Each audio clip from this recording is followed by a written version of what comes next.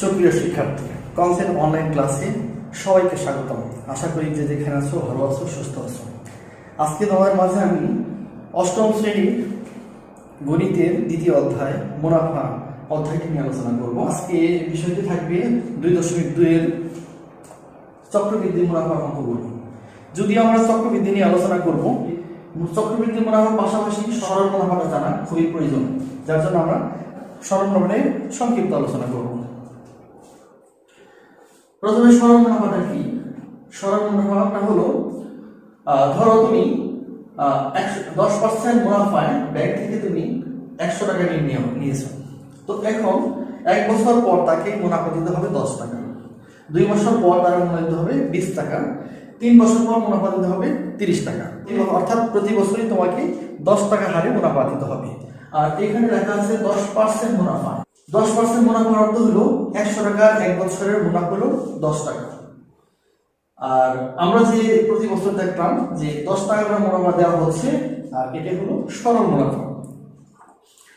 এবার সব চক্রবৃদ্ধি মুনাফা কি? আমরা আগে দেখছিলাম, ধরো যে ওই একই ব্যাংক থেকে তুমি 10% মুনাফায় 100 টাকা তুমি নিয়েছো, 1 বছর পর তুমি মুনাফা দেবো 10 টাকা, কিন্তু এখানে কারো বাদ দিতে হবে না। কিন্তু যখন দ্বিতীয় বছর যাবা তখনই দেখা যাবে যে 100 টাকার প্রথম বছর 10 টাকা, দ্বিতীয় বছর 20 টাকা মুনাফা। কিন্তু সেখানে চক্রবৃদ্ধি মুনাফার ক্ষেত্রে আমাদের প্রথম বছরের মুনাফা ছিল 10 টাকা, সেই 10 টাকারও আবার 1 টাকা মুনাফা আসবে। সেই ক্ষেত্রে আমাদের ওই 100 টাকা 2 বছরের মুনাফা 20 টাকা আসলেও তার সাথে আবার প্রথম বছরের যে মুনাফা ছিল 10 টাকা, সেই 10 টাকারও আরেকটা মুনাফা আসবে, সেই মুনাফারও 1 টাকা মুনাফা আসবে। এই জন্য 20 টাকা যোগ 1 টাকা, দ্বিতীয় বছর তোমার চক্রবৃদ্ধি মুনাফা দিতে হলে 21 টাকা মুনাফা দিতে হবে। 2.2 এর অঙ্কগুলো করার আগে আমরা প্রয়োজনীয় সূত্রগুলো দেখে নিতে পারি। একটু আগে আমরা সরল মুনাফাগুলো জেনেছি, এবার সরল মুনাফার সূত্র হলো I = PNR এবং চক্রবৃদ্ধি মূলধন হলো C = P × 1 + R⁴ এখানে লক্ষণীয় বিষয় যে P হলো মূলধন, R হলো মুনাফার হার, N হলো সময়। আরেকটা লক্ষণীয় বিষয় যে সরল মুনাফার ক্ষেত্রে সরাসরি মুনাফা পাওয়া গেলেও চক্রবৃদ্ধির ক্ষেত্রে কিন্তু আমরা সরাসরি মুনাফা পাবো না। আমরা কিন্তু চক্রবৃদ্ধির ক্ষেত্রে আমরা সব কিন্তু মূলধন, দেখো এখানে লেখা আছে চক্রবৃদ্ধি মূলধন, আর অর্থাৎ এখানে মূলধন থাকবে, মুনাফা থাকবে।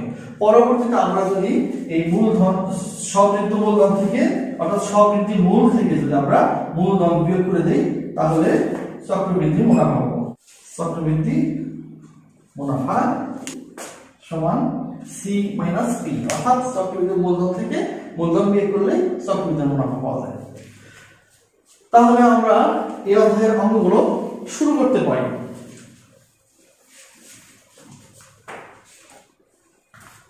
এটা অনেকগুলো অঙ্ক থাকা সত্ত্বেও আমি বেছে বেছে 4টা অঙ্ক নিয়েছি। আজকে এই 4টা অঙ্ক সলভ করব। এই 4টি অঙ্ক মোস্ট ইম্পর্টেন্ট। আশা করি যদি তোমরা এই 4টি অঙ্ক করে থাকো তাহলে এখান থেকে সবগুলো অঙ্ক পেয়ে যাবে। 8 নম্বর প্রশ্নটি হলো, বার্ষিক শতকরা 10 টাকা মুনাফায় 5000 টাকায় 3 বছরের সরল মুনাফা ও চক্রবৃদ্ধি মুনাফার পার্থক্য কত হবে? তোমরা দেখতে পাচ্ছ এখানে সরল মুনাফা আছে, এই জন্য আমি সরল মুনাফাটা আলোচনা করে নিয়েছি, চক্রবৃদ্ধি মুনাফাটাও এখানে রয়েছে। আমরা এবার অঙ্কটি সমাধান করার জন্য এখানে কি কি তথ্যগুলো দেওয়া আছে আমরা লিখব। মূলধন কত দেওয়া আছে? এখানে মূলধন P = 5000 টাকা, মুনাফার হার আর হলো 10%। আমরা যদি পার্সেন্টেজকে উঠাতে চাই তাহলে অবশ্যই 100 দ্বারা ভাগ করতে হবে। সময় N = 3 বছর। আমরা জানি সরল মুনাফা = PNR। P = 500 টাকা, 5000 টাকা, P = 5000 টাকা, N এর মান হলো 3, আর এর মান হলো 10/, মানগুলো বসিয়েছি। এই শূন্য কাটলাম, এই শূন্য কাটলাম, অর্থাৎ আমরা সরল মুনাফা 1500 টাকা পেলাম। এবার আমরা চক্রবৃদ্ধি মুনাফা বের করব। আবার আমরা জানি চক্রবৃদ্ধি মূলধন C = P × 1 + R⁴ এখানে P এর মান 5000 টাকা, একের মান হলো 1 যোগ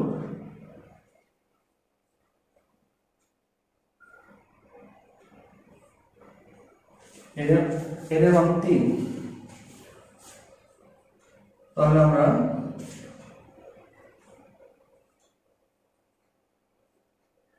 এক যোগ এটা যদি ভাগ করি 10 কে যদি আমরা 1 সাথে ভাগ করি 0.1 পাবো 3। এটাকে আমরা যোগ করলে 10 কে আমরা 1 সাথে ভাগ করলাম 0.1 হয় এবং 1 এর সাথে যদি 0.1 যোগ করি তাহলে হবে 1.1 পাওয়ার হবে 3।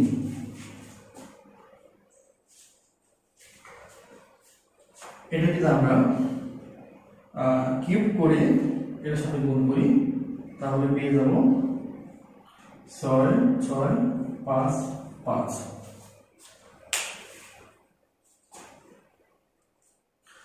এটা পাইলাম আমরা চক্রবৃদ্ধি মূলধন। এখন চক্রবৃদ্ধি মুনাফা বের করতে হলে অবশ্যই চক্রবৃদ্ধি মূলধন থেকে মুনাফা বের করতে হবে। অতএব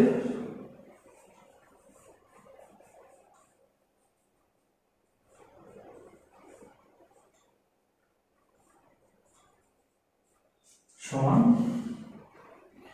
সি মাইনাস বি।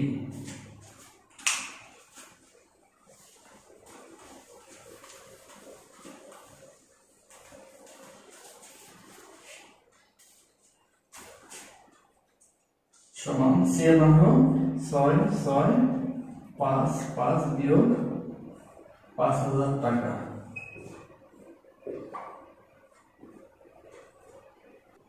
এক 6 5 5 অর্থাৎ আমরা চক্রবৃদ্ধি মুনাফা পেলাম 1655 টাকা। প্রশ্ন ছিল সরল মুনাফা ও চক্রবৃদ্ধি মুনাফার পার্থক্য। আমরা এবার সরল মুনাফা ও চক্রবৃদ্ধি মুনাফার পার্থক্য বের করব। অর্থাৎ সরল মুনাফা ও চক্রবৃদ্ধি মুনাফার পার্থক্য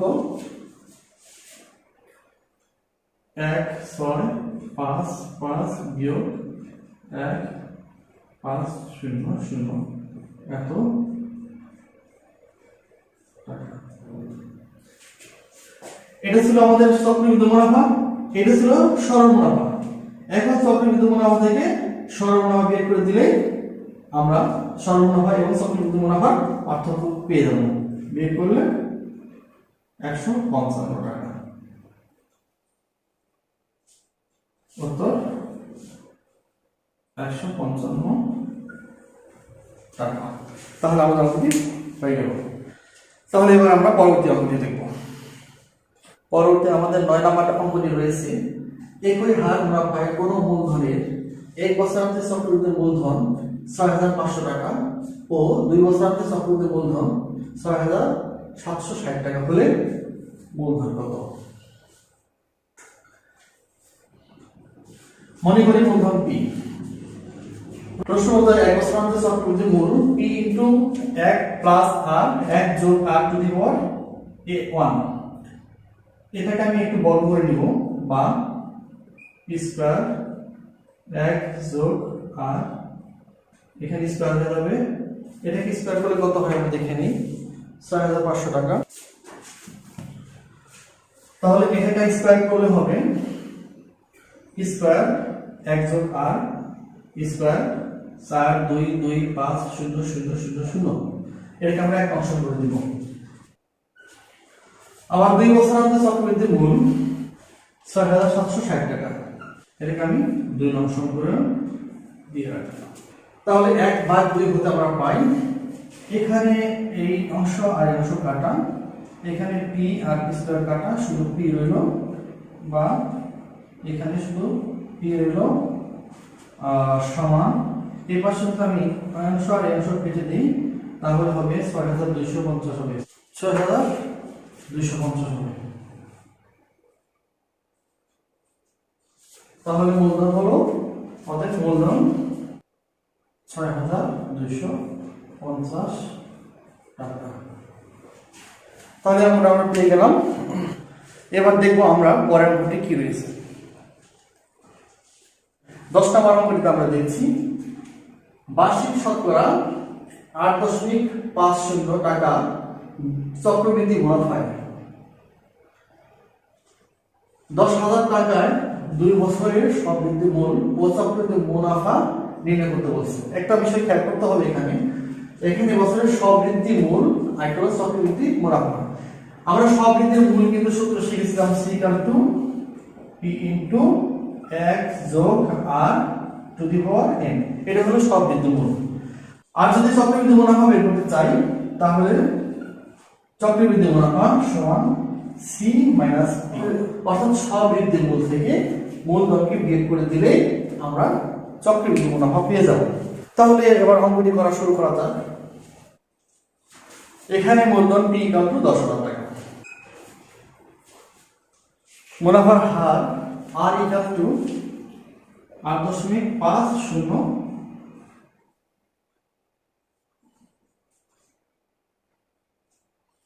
8.50%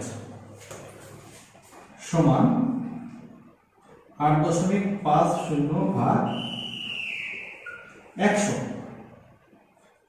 সমান 0.085 টাকা।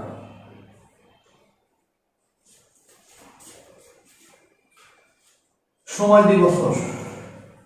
সবৃদ্ধি মূল হোয়াট এবং চক্রবৃদ্ধি মুনাফা হোয়াট। আমরা জানি চক্রবৃদ্ধির ক্ষেত্রে সবৃদ্ধি মূল c = p * 1 + r two the power n। p এর মান হলো 10,000, এখানে p এর মান হলো 10,000 টাকা, আর 1 হয়ে গেল, আর এর মান হলো 0.085 আর এর মান হলো 2।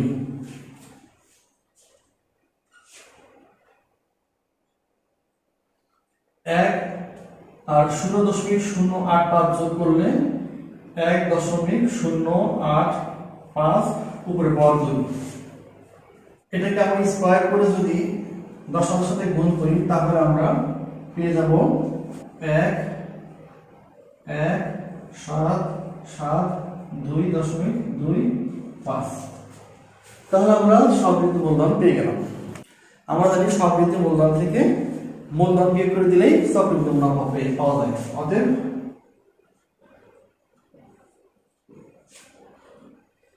আমরা C1 পেয়েছিলাম কত? আমরা C1 পেয়েছিলাম 1,1,7,2.25 বিয়োগ 10,000, অর্থাৎ চক্রবৃদ্ধি মূলধন থেকে বিয়োগ করে দিলাম। তাহলে 1,772 টাকা পেয়ে গেলাম। অতএব চক্রবৃদ্ধি মূল মুনাফা। এবার দেখবো আমাদের পরের অঙ্কটি কি রয়েছে। কোন শহরে বর্তমান জনসংখ্যা 64 লক্ষ, শহরটি জনসংখ্যা বৃদ্ধির হার প্রতি 1000-এ 25 জন হলে 2 বছর পর ওই শহরের জনসংখ্যা কত হবে? এখানে জনসংখ্যাকে আমরা মূলধন হিসাবে বিবেচনা করব, আর 1000-এ 25 জনকে আমরা বৃদ্ধির হার হিসাবে বিবেচনা করব। সময়টাকে 2 বছর তো আমাদের আছেই। আর জনসংখ্যা বৃদ্ধির ক্ষেত্রে মনে রাখবা সবসময় চক্রবৃদ্ধি সূত্র প্রযোজ্য। এখানে জনসংখ্যা t = 64 লক্ষ,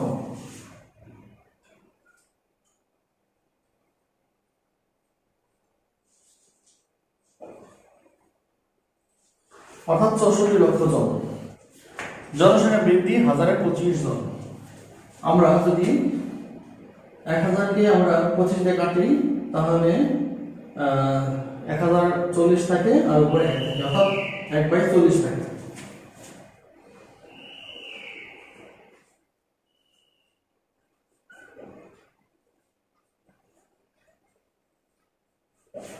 সময় এখানে 2 বছর।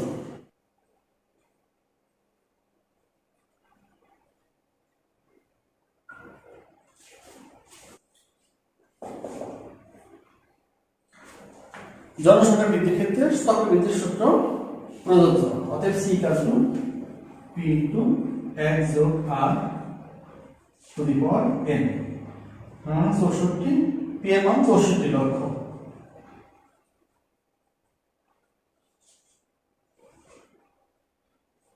এক আর এর মান 1/40, এর মান 2 বছর, অর্থাৎ জনসংখ্যা 64 লক্ষ। 1 যোগ আর এর মান হলো 1/40 পাওয়ার 2, তাহলে 64 লক্ষ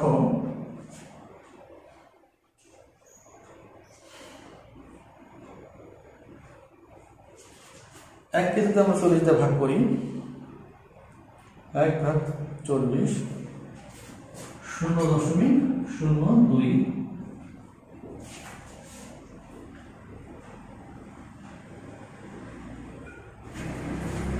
এখন আমি এম সংখ্যাটি বর্গ করে যদি 64 লক্ষের সাথে গুণ করে দিই তাহলে আমি আনসারটি পেয়ে যাব। 6, 7, 2, 4। অর্থাৎ 2 বছর পর ওই শহরের জনসংখ্যা হবে 67,24,000। এটি আমাদের আনসার উত্তর।